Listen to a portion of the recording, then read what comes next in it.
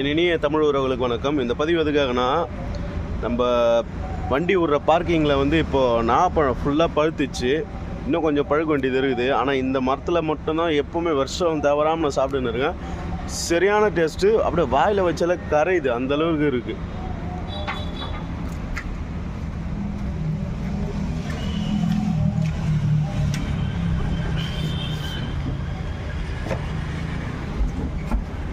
இது பாருங்க,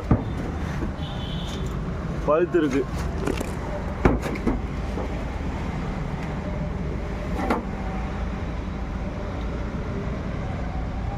பா,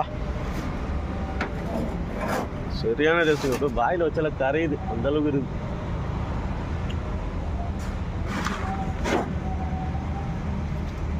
உங்களுக்கு இப்போதான் பழுக்குது.